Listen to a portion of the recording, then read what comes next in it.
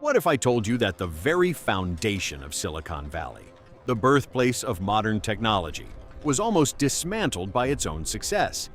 We're talking about a company that started in a two-car garage with just $538, a borrowed drill, and a vision that changed everything. But then, the unthinkable happened. The company grew so bloated, so slow, and so lost in its own corporate maze that it became its own worst enemy. How does a titan with a soul become a hollow shell? Why would a global leader purposefully tear itself into two pieces to survive? And was this radical surgery a stroke of genius or a desperate admission of failure? Today, we go inside the messy, brilliant, and often misunderstood story of the rise, the brutal fall, and the ultimate resurgence of the giant that defined the digital age, Hewlett-Packard. In 1939, Palo Alto wasn't the glass and steel hub of global tech. It was quiet, filled with orchards and big ideas. Two Stanford engineers, Bill Hewlett and Dave Packard, tossed a coin to decide whose name would go first. They settled on Hewlett-Packard and stepped into that humble garage. They didn't just build oscilloscopes. They built a philosophy. It was called the HP Way, a radical, human-centric commitment to employee autonomy, trust, and the belief that a company shouldn't just exist for shareholder dividends, but for the people who powered its innovation. For decades, they were the gold standard. They built the instruments that helped put man on the moon and the computers that defined the desk-bound era. By the 1980s, HP was the company every engineer dreamed of working for. But as the 2000s arrived, the industry shifted beneath their feet. It wasn't about the HP way anymore. It was about the speed of Silicon Valley's new guard. Move fast, break things, and scale at any cost.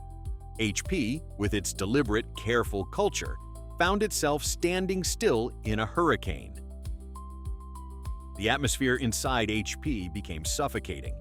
The board, desperate to shed their stodgy image and compete with the aggressive margins of Dell, brought in Carly Fiorina to shake the tree. Her big play? The 2002 Compaq Merger. It was marketed as a marriage of equals, but for the engineers who built HP, it felt like an occupation. You had two clashing DNA strands, HP, the consensus-driven innovator, and Compaq, a commodity hardware giant that lived and died by cutthroat margins. The result wasn't synergy, it was a civil war. Internally, the HP way was systematically dismantled to accommodate a new, cold efficiency. Thousands of loyal, long-term veterans, some with 20 or 30 years of service, were handed pink slips to streamline costs, even after they had been asked to take voluntary pay cuts to help the company survive. It felt like a betrayal. Think about the environment. The legendary HP garage, once a symbol of intimacy and shared vision, was now being managed by spreadsheets from an office in Houston. The pride that HP engineers felt was replaced by the anxiety of the quarterly target. It wasn't just about the merger, it was about the loss of agency. When you strip away the culture that made your employees feel like partners, you don't just lose loyalty, you lose the secret sauce of your innovation. This was the silent crisis brewing long before the stock market felt the tremors. But the corporate rot went deeper. By 2006, the paranoia reached the top floor. In a desperate, bizarre attempt to plug a leak about board meetings appearing in the press, HP's leadership hired private investigators to track the phone records of their own directors and journalists. They used pretexting, impersonating people to hijack private call logs. When this hit the front page, the world was stunned. The company that literally invented the ethics of the modern tech workplace had become a tabloid villain. The spirit of the garage was gone, replaced by a culture of fear, boardroom spying, and executive infighting that had nothing to do with building computers and everything to do with protecting the throne. The post-merger reality was a slow-motion disaster. HP had ballooned into a conglomerate that tried to do everything: PCs, servers, printers, enterprise software, and even disastrous mobile experiments, like the $1.2 billion acquisition of Palm, which they shut down just a year later. They were a jack of all trades in a world that demanded specialists.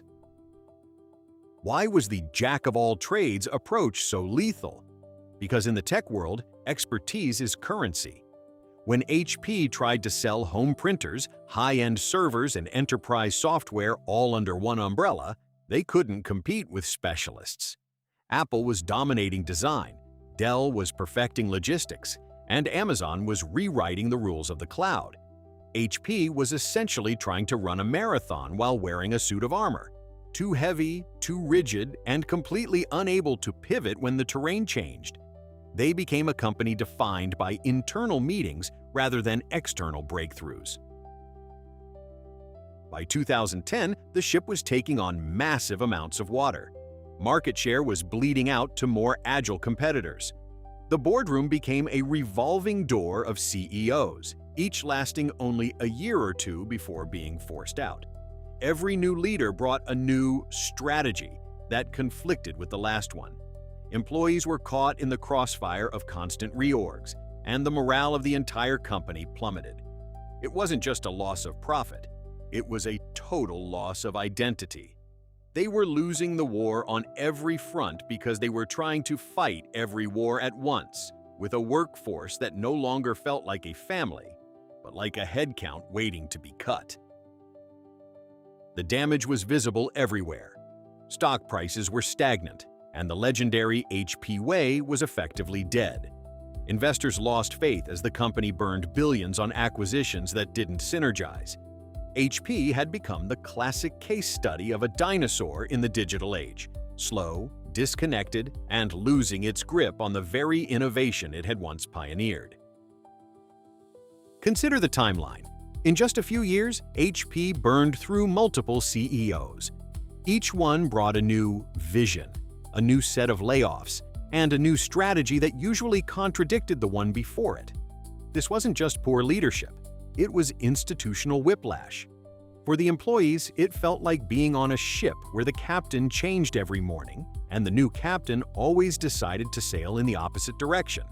It destroyed the one thing an innovative company needs most: long-term stability. The internal culture was so toxic that the company was essentially paralyzed.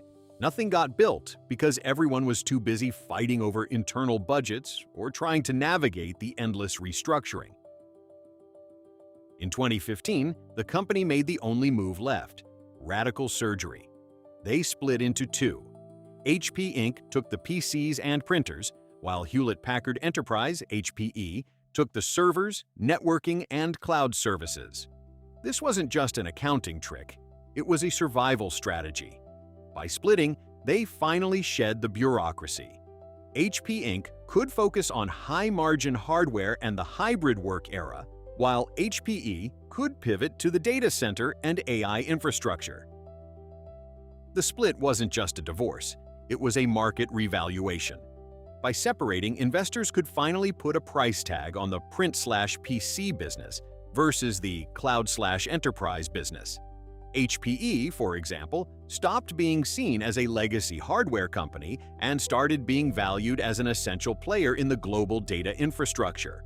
As they leaned heavily into AI and hybrid cloud services, the stock began to reflect the value of their specialized technology, shedding the conglomerate discount that had dragged down their market cap for years. They went from a dying, bloated giant to two lean, specialized, and profitable forces. It proves a hard lesson. Sometimes you have to burn the bridge to the past to reach the future. Complexity is the enemy of execution. By reclaiming their focus, they didn't just save their stock price, they saved their future. HP managed to pull themselves back from the brink by knowing exactly what they were, and more importantly, what they weren't. But what about the companies that didn't have the luxury of a split? If you want to see a story of a brand that made a completely different, even riskier bet to survive, you'll want to check out our next video. You'll find it right here. See you there.